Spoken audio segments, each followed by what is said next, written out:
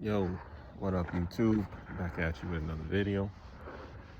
Um, you know, obviously, I said in the previous video that I don't know how much longer I'll be doing these. Um, that doesn't mean I'm gonna stop immediately, you know, uh, because you know sometimes inspirational hit or something will remind me uh, about kratom and the withdrawal experience. And I think sometimes while you're going through withdrawal, and it's like, because here's the thing with kratom withdrawal, and you got to keep this in mind when you're deciding to quit. Um, and then when you finally do quit, obviously, when you're in the thick of it, just remember that kratom withdrawal is very non-linear. All right. So just because you might, you know, feel okay on say day 8 or day 7, that doesn't mean on day 9 you'll feel great. Or if you feel great on day 10, you might feel like shit on day 12. You know. And that's just the way it is, unfortunately. And I think again that's also part of what makes it a little more difficult to quit than some of the other substances that are a lot more like, well, yeah, linear. you know, I always speak about the oxys because that's the only thing I can compare it to. And the only thing I really ever had to detox off of like that was oxys. Um, and that's the thing about it is once it's out of your system, it's out. Like you're good. Getting there, totally nightmarish. Kratom has never been nightmarish for me. It's just been a lingering annoyance, So I do recall days, again, 9 and 10 were always just good. I mentioned last time that the alkaloid stays in your system, they say, 9 days. So honestly, like I know the goal should be a week because it's, I think that if you can do that, you can start trying to build that momentum into the second week. But the second week is when you're going to catch that second wind, when you're going to find that things get easier to do, uh, and it's no longer really on your mind like that anymore. You know, but just still be prepared that it's not going to stay that way. You know, uh, you might feel like you're having setbacks. You might start even saying to yourself, well, fuck it, I might as well take it. You got to just fight through those moments. And those moments can be harder than the acute stages, you know, because again, it lasts longer. The acute's about 5 days, 6 maybe. But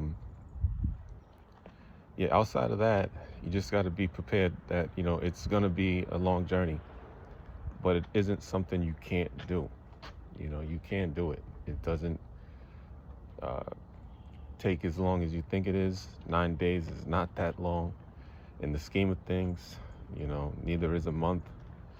And so, you do have to keep pushing, at those moments.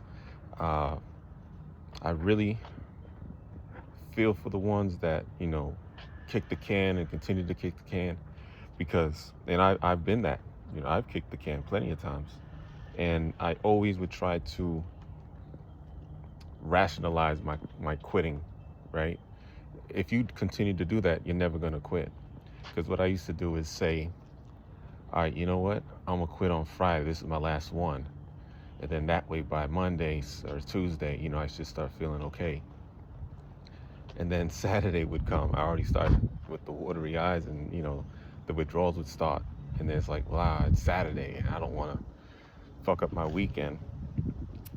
You know what? I'll just quit on Monday. So then I'm using until Monday. Then Monday comes. Like, you know what? I'll just wait till the weekend. Then I'll start. So it's a fucking, it's just a cycle. The quitting has to come immediate. It's a sudden decision. Anytime I've been successful at quitting kratom for the prolonged periods of time, it was never planned. It was always just a flip of a switch. It was just, all right, that's fuck this. That was it. It literally just came down to a fuck this, and then I just went through the hell, you know. And that's really what you guys got to do. And then when you're out of hell, you start thinking that it wasn't as bad as it actually was.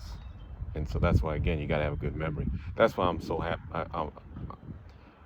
I'm glad this time it was uh, a little more difficult than previous times, because that's going to deter me from wanting to even experience anything like that.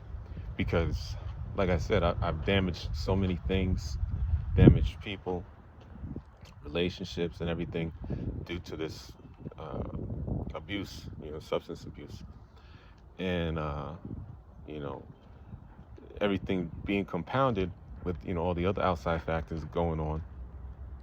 I really lost myself there for a second, man. And I don't want to blame Kratom for all of it, but a significant part of it was due to that substance, and me using and abusing that substance.